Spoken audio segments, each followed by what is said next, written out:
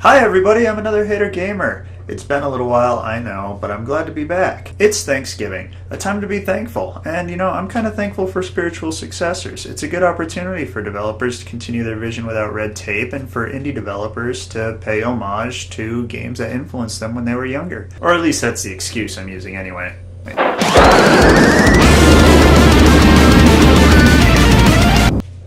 The specific game I wanted to talk to you guys about today was Rodea the Sky Soldier. This game is a spiritual successor to Nights into Dreams. If that name sounds familiar to you, it's from the same developer as a number of the more popular Sonic games, Yuji Naka, who left Sega about 5 years ago to begin work on this game. That's right, this game was in development for 5 years. That's quite the development cycle. One might even describe it as development hell. So, after 5 years of waiting for this game, is it any good? Well, only one way to find out. How about we jump into it and give it a shot? I will uphold the promise engraved on my heart. I will protect Rodea. Princess Cecilia, please be safe.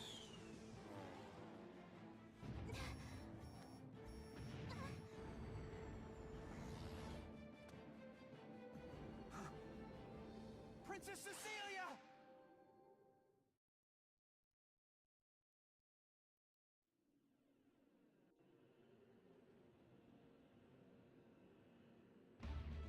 Prologue, Flames of Remembrance.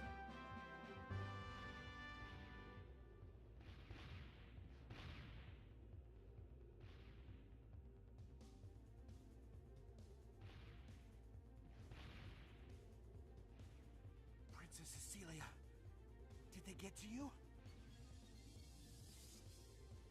I have to protect her. The key of time.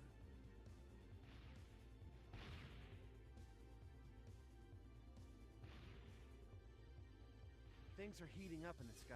Let's stay on the ground for now. Oh goody, a tutorial. How about I go ahead and take care of this and catch up with you guys in a second. So in the interest of not spoiling too much of the story for you guys, allow me to just kind of summarize what's going on here. Rodea, that guy, and Princess Cecilia, that lady, are running away from this evil empire, which is planning to invade another nation in Garuda. They've stolen an item called the Key of Time, which the Emperor was planning to use to build a permanent gate between these two continents that only pass by each other once every 1,000 years. Now they stole the key so that they could get this to this place, Garuda, so that they could protect it. However, with the princess's airship now out of commission, the princess has elected to split the key, send Rodea to Garuda on his own, while she stays behind. Without the whole key, there's no way that they're going to be able to invade the continent, which will leave Garuda protected for at least another 1,000 years. I feel like it's also important to note that Rodea is a robot. See? Right there. Robot.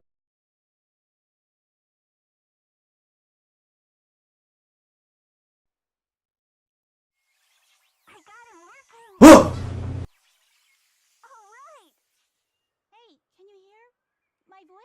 Last I checked. I just want to stress right up top, I am already in love with this character. She's just so freaking adorable. Her character design, it's good. I wonder if your memory was erased. You were buried in the desert after all. My name is John C.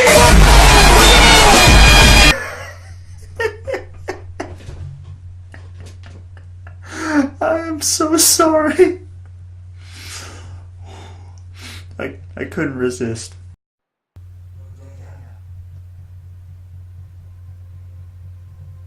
Alright, here we go, some gameplay. Finally, an opportunity to really talk to you guys about this game. So, right off the bat, you'll notice a lot of really common, old Sega ideas. With, the old Sonics, like Sonic Adventure and stuff. You could get Sonic going, and when you hit a ring, you could follow, a chain of them. And, it helped you get across platform, stuff like that. Unlike the Sonic games, though, this game isn't nearly as fast-paced, so it's a lot easier to control.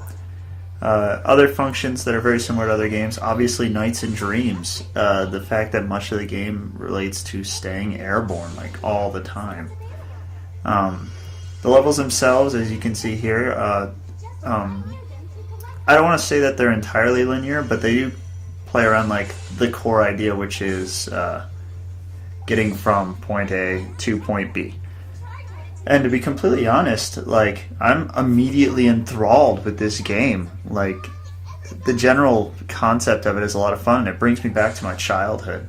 Like, the simplicity of it, and just like the overwhelming satisfaction of like mastering getting around the level as quickly as possible. Following the first mission, which was entirely based on teaching you how to navigate the world itself, the predictable happens. The villains from the beginning of the game do manage to come around. 1,000 years have passed after all, and they're about to attempt their invasion again. Diardo? He hasn't ruled for 1,000 years. After a millennium of waiting, Garuda will finally be mine. Soldiers, attack! So this is the first mission to really introduce you to combat in the game. The combat in this game is pretty simple, but one thing that is important to note is that flying around in this game, as well as the combat itself, is extremely precise. So take as much time as you can to really practice it. Like, the footage you're seeing here is one of my first times playing, so like it's pretty clear like I haven't figured it out yet. See? Like, it's extremely precise, the timing's very exact. And Rodea flies exactly where you tell him to, so if you're not really careful with your aiming reticle, you will just go flying off into nothing.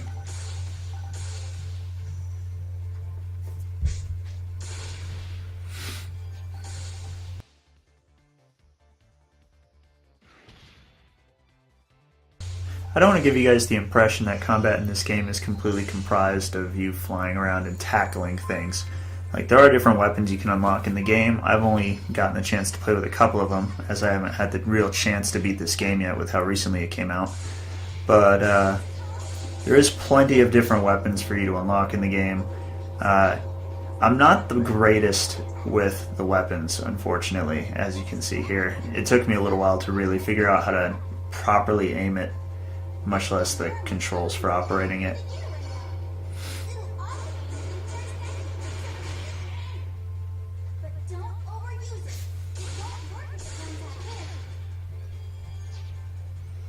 Before we get to wrapping this video up, I want to give you guys a taste of what some of the other mission types in the game might be like. There's a few things I want to show you. One is boss battles. Another is these missions that are kind of like collectathons, where like there'll be so many of an item you need to find in the level, and you have to find them all and survive, obviously. And then obviously race to the finish ones, kind of like the first mission of the game. Boss fights in this game are a very simple arena kind of thing. Sometimes there's extra enemies in the area, sometimes there's not. The one I'm showing you here is actually the very first boss of the game, so he is not challenging by any stretch of the imagination. He's literally just here to introduce you to the concept of fighting bosses.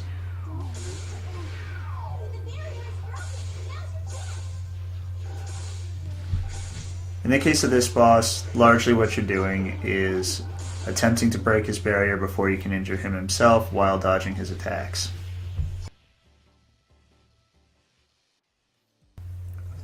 See? Already done. Super easy. Oh, come on, dude. Really? Don't pick it up. You're in the middle of a fight.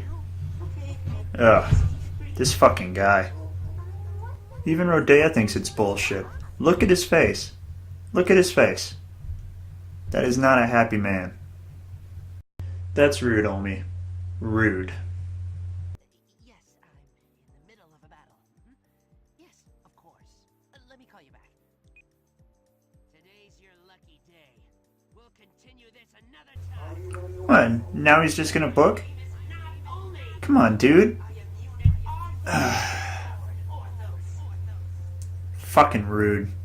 Unbelievable. You won't get away. Wait! I hear a child crying. We have to find him. This is Rodea. He's a good guy, so don't be scared, okay? Are you sure? If he does anything bad, I'll smash him into a pile of scrap metal. That's rude, Ion. Rude. Hey, Really? Yep. Oh, you're hurt. are you doing here? I came to find herbs for my sister, Sonia!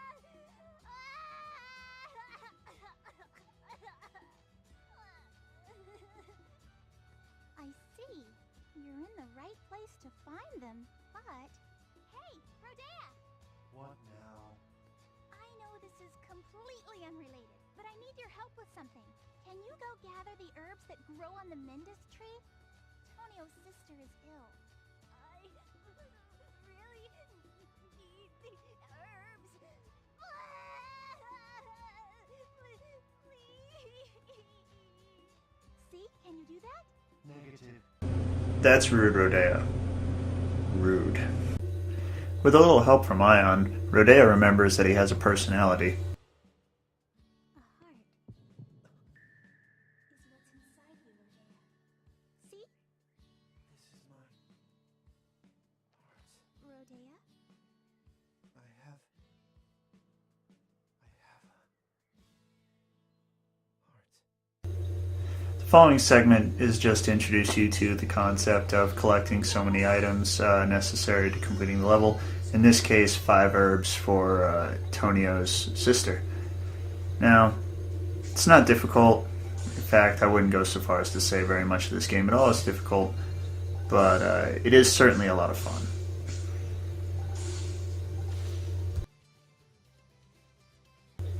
In the interest of winding down on this video, most of Rodea the Sky Soldier is what you're seeing here. I mean, it's very old school. We're talking Sega Dreamcast, late PS1, early PS2 style gameplay.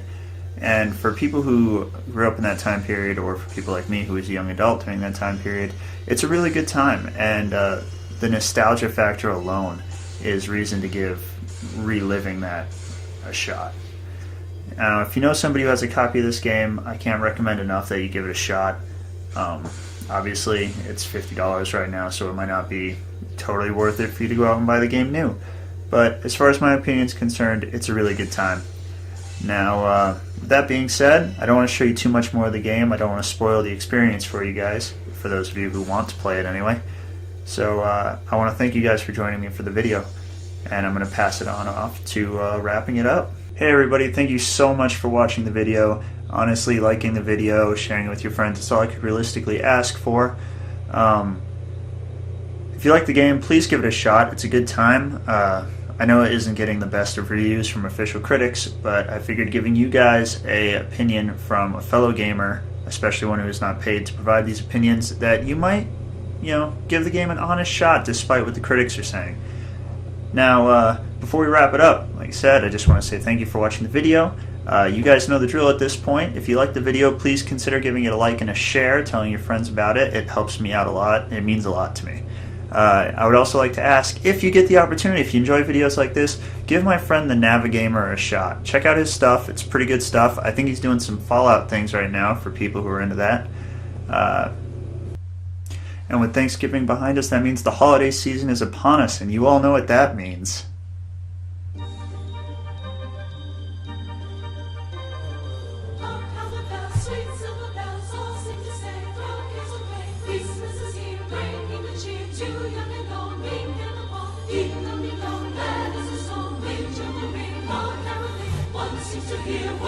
Cheer from everywhere, filling the air. Oh, hallelujah, hailing the rain while people sing songs of the cheer. Christmas is here.